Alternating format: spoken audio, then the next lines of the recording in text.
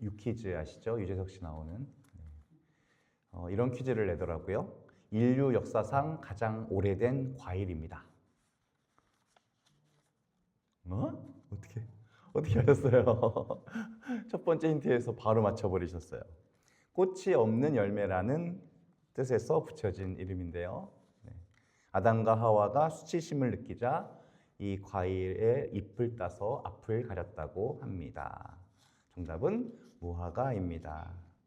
인류 최초의 패션이기도 하겠네요. 죄인의 본능이 뭐냐? 가리는 겁니다. 수치심 때문에 죄가 수치심을 가져왔고 이걸 본능적으로 가리려고 하는 거죠. 오늘 예수님이 질책하시는 바리사이인들은 자기들의 죄를 가리기 위해서 종교를 이용했어요. 다양한 형태로 제사를 지내고 백성들은 아주 열심히 제물을 갖다 바쳤어요. 그런 종교적인 노력으로 죄를 가릴 수 있다고 생각한 거예요.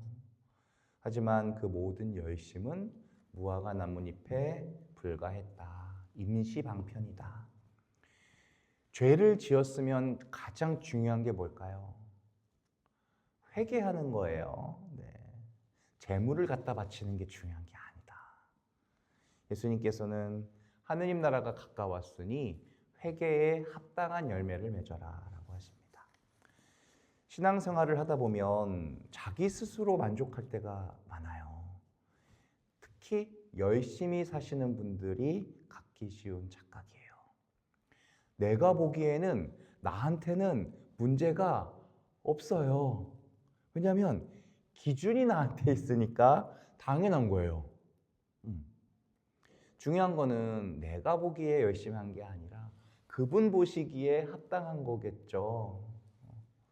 우리가 자기 만족에 빠지면 자연히 십자가로부터 멀어지게 됩니다.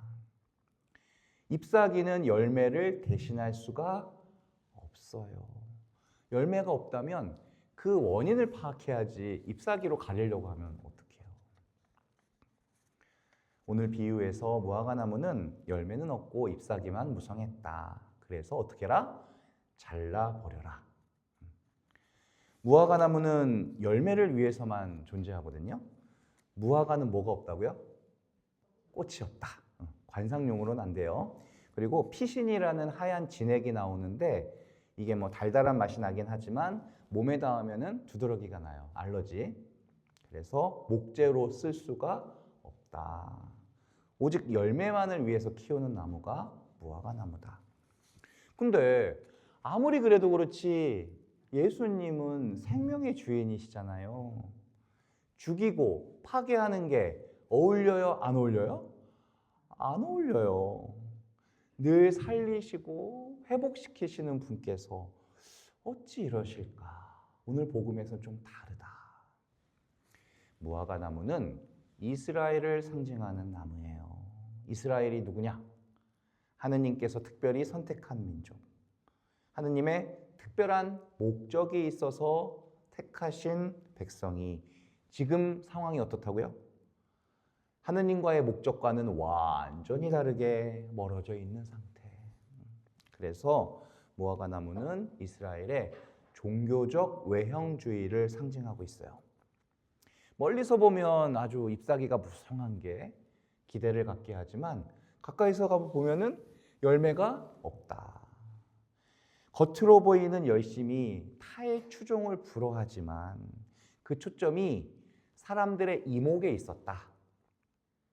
정해진 기도 시간이 되면 사람 많은 거리로 나가서 딱 각을 잡고 기도를 하는 거예요.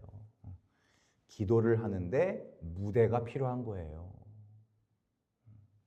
문제는 사람들에게 보여지는 것을 신경 쓰면 쓸수록 하느님과는 멀어지게 된다.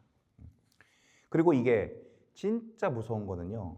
스스로 속는 거예요. 자기가 자기에게 속아서 나도 모르는 사이에 허세와 위선만 늘어나고 있는 거. 예루살렘은 어느 순간 하나님과 멀어졌고 가장 폭력적인 도시가 되어버립니다. 어떻게? 하느님의 아드님을 십자가에 못 박기까지 하잖아요. 그런 면에서 신앙에서 중요한 가치는 자기 실체를 드러내는 정직함입니다. 다윗 임금, 훌륭한 임금이죠. 그 위대한 업적들보다 우리가 더 많이 말하는 것은 나단 예언자 앞에서의 회개예요. 밧세바를 범하고 남편 우리아를 말도 안 되게 죽이잖아요. 밧세바가 임신을 했다고.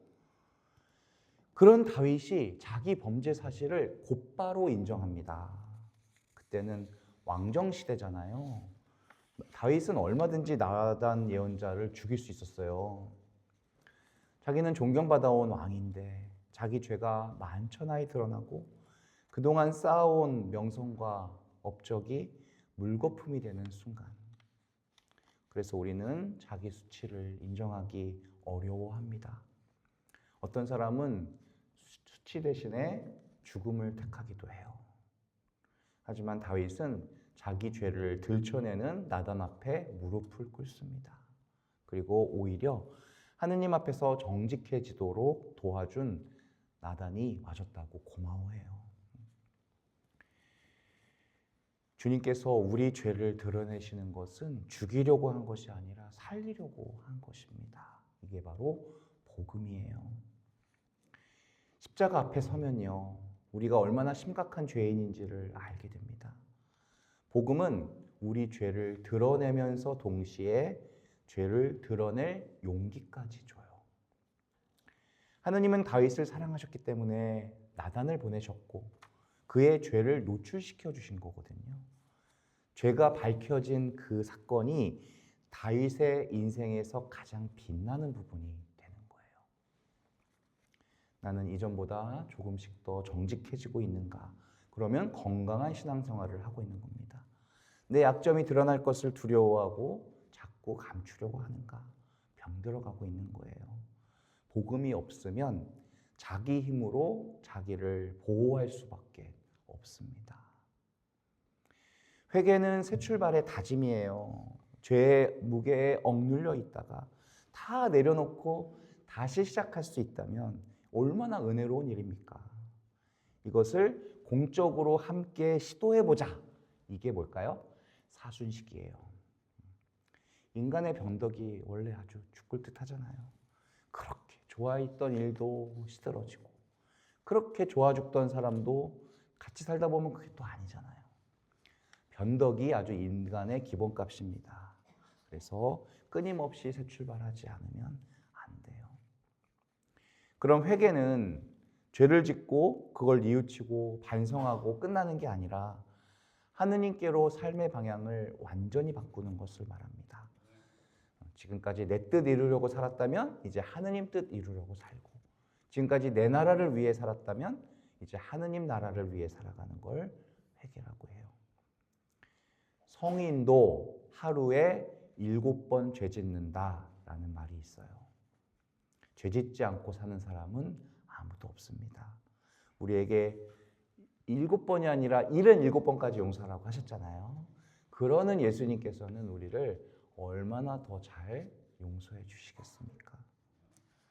잎만 무성한 무화과 나무가 아니라 우리 내면이 하느님과의 관계 속에서 더 깊어지고 더 아름다워지고 성숙해지고 더 달달해져서 하느님 뵙게 될 때 부끄럽지 않는 삶이 될 수 있기를 기도합니다.